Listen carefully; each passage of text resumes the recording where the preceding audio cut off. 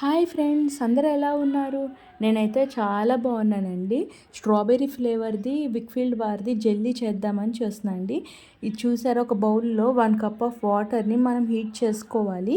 ఇక్కడ కొంచెం clips miss అయిపోయినాయి అనమాట.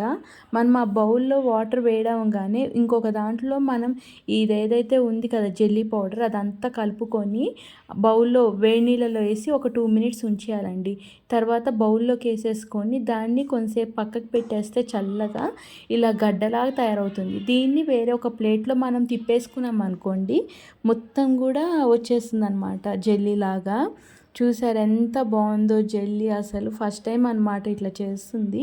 ఎలా వస్తుందో అనుకున్నాము, బట్ చాలా బాగుంది. మా చెల్లి వాళ్ళకు అమ్మాయి కట్ చేస్తుంది అనమాట. సో ఇది చాలా మంచిగా వచ్చిందండి. టేస్ట్ కూడా చాలా బాగుంది. మీకు చెప్దామని వీడియో చేస్తున్నాను. సో నా వీడియో కనుక మీకు నచ్చితే లైక్, షేర్ అండ్ సబ్స్క్రైబ్ చేయండి నా ఛానల్ని. ఇలాంటి మంచి మంచి ఐటమ్స్ కోసం బెల్ సింబల్ని నొక్కండి. Thank you so much. Bye bye.